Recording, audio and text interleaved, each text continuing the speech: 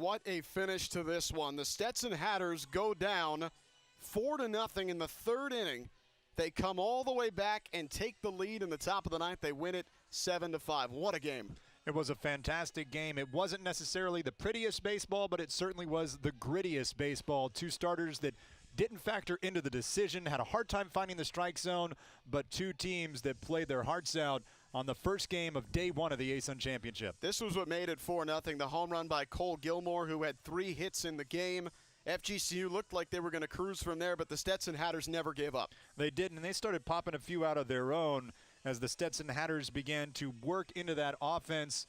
This was a double play ball that Alex Brate hit into that scored FGCU's final run of the day. And then here come the Hatters. It's Noah Dickerson with a ground ball up the middle. The freshman getting his first taste of the championships. He had 2 hits in the game. Austin Bogart with a home run that made it 5-4. That was in the 6th inning. The Hatters then left it until the 9th when they got the 3 runs and ended up winning the ball game. Jorge Arenas with a sac fly that tied it.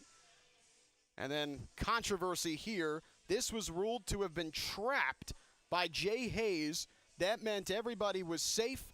The next man up for Stetson was Balin Sparks, who dropped down a squeeze bunt to give the Hatters the lead.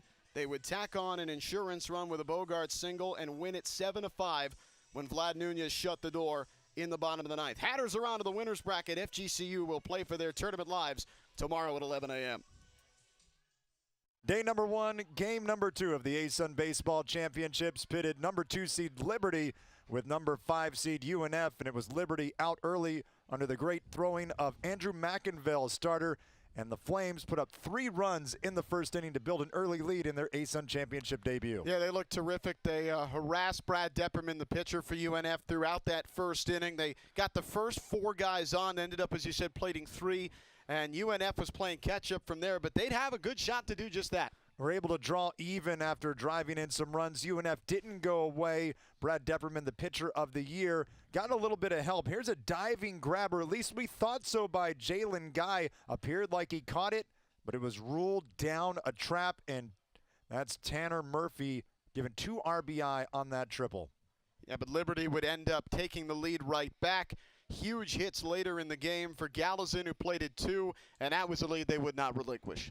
Excellent work out of the bullpen by Evan Brabrand as he was nearly perfect in relief. A run does come in to score for UNF to make it a tight game towards the end, but a sacrifice fly off the bat of Logan Matthew here to deep center field would push the lead out to 6-4, and that's where the Liberty Flames would come away as the number 2 seed with their first victory in their ASUN Championship debut and move on to the winner's bracket tomorrow. Oh, our first 2 games were great games. They were close. They were exciting. They had absolutely nothing on the nightcap. One of the wildest games we have ever seen in this tournament between Jacksonville and Lipscomb.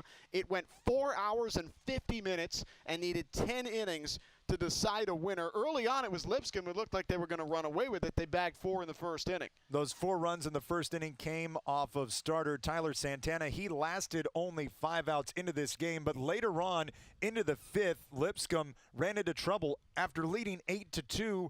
They would allow a massive 8-run inning to JU, which included 2 errors by starter Chris Katchmar. 5 errors in the inning in total. This is from Dakota Jalila, a double that made it 8-7 Lipscomb. Jalila would then come in to score on a wild pitch that tied the game at 8. Jacksonville would go on to plate 2 more in the inning. Casala with a base hit that drove in DeBrule, and errors by David Graves contributing to that. Camacho adding another run. Jacksonville would end up needing every single one of them. 11-8 moving into the bottom half of the 8th inning. Then things get even weirder. A play at home on a bouncer that Trent Palmer cannot glove, and then another run would come in. Nearly an identical play to the other side of the rubber. A glove flip from DeBrule gets the out, but in to score on the play, the tying run, but here comes the game winner. The game-winning hit. First a triple by Heffron to lead off the top of the 10th against Robbie Knox, and then of all people, the 9-hitter Corey Garastazu with the game-winning hit. It's finished off by Bryant in the bottom of the inning, and Jacksonville wins a thriller, a 5-hour game, 12-11.